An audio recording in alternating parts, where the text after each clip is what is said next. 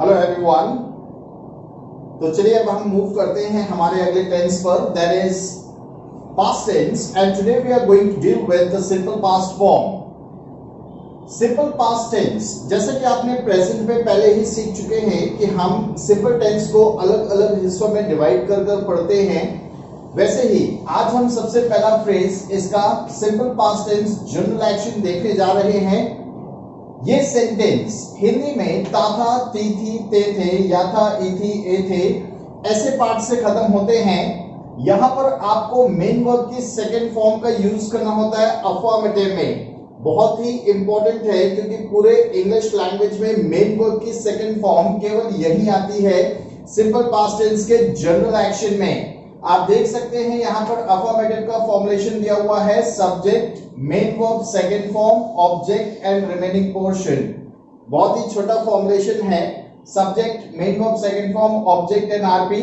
Negative sentence formation will be made with subject, did not plus V1 object and RP.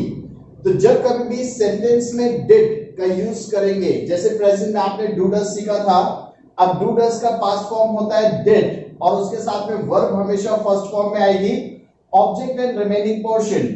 When you just tend to make question, जब आप प्रश्न का निर्माण करेंगे तो did का यूज शुरू में होगा और ये सेंटेंस हिंदी में क्या से शुरू होंगे, तो यहाँ पे did plus subject V1 object and RP का यूज करेंगे। और नकारात्मक प्रश्न में जब क्या भी होगा नहीं भी होगा तो आप didn't का यूज शुरू में करेंगे, subject V1 object and remaining portion. तो अब चलिए फॉर्मुलेशन के थ्रू इसको फॉर्मुलेशन को हम टैबुलेशन के थ्रू देखते हैं कि किस तरीके से आप इन फॉर्मुलेशन का यूज करके इन सेंटेंस को कन्वर्ट करेंगे। तो सबसे पहला सेंटेंस यहां पर दिया हुआ है, मैं स्कूल पैदल जाता था।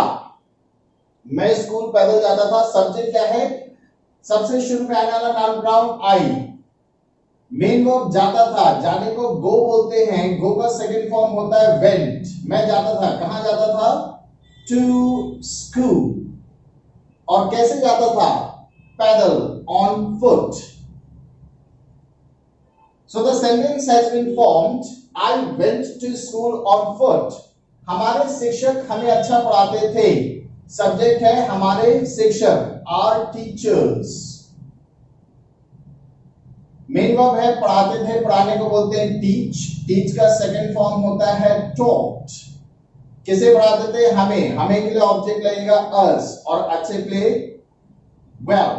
Our teachers taught us well.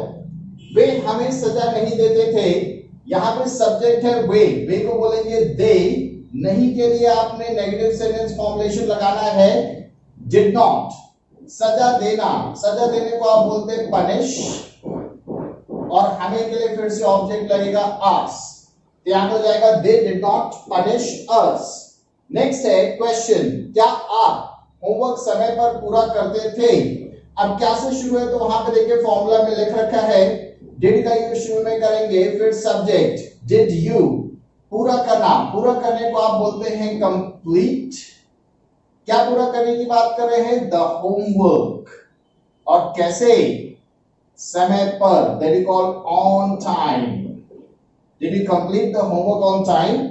और यहां पर है चौथा फॉर्मुलेशन, नकारात्मक प्रश्न, क्या वे आपकी मदद नहीं करते थे। और आप ऐसा भी बोल सकते हैं, अगर एक बार किए तो क्या उन्होंने आपकी मदद नहीं की थी। अब क्या भी है नहीं भी है तो सेंटेंस को आप शुरू करेंगे didn't। फिर उसके बाद में आपको लेना है सब्जेक्ट वे के लिए आप लेंगे they, didn't they। मदद करना, मदद करने को आप बोलते हैं help। और किसकी मदद करने की बात कर रहे हैं, आपकी, you। तो यहां पे आपका सेंटेंस फॉर्मुलेट हो गया, didn't they help you। So this is how you just have to formulate the simple past tense general action।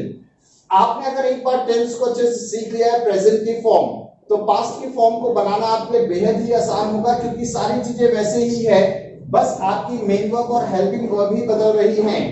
तो अगर आपको फॉर्मुलेशन एक बार अच्छे से समझ में आ गया तो बाकी सेंटेंस में भी फॉर्मुलेशन को वैसा ही यूज करना है, बस आपको टेंस बदलने के कारण हेल्पिंग वर्ब और मेन वर्ब का थोड़ा सा ख्याल रखना है। So this is how we just tend to complete this first part of simple past tense, that is general action.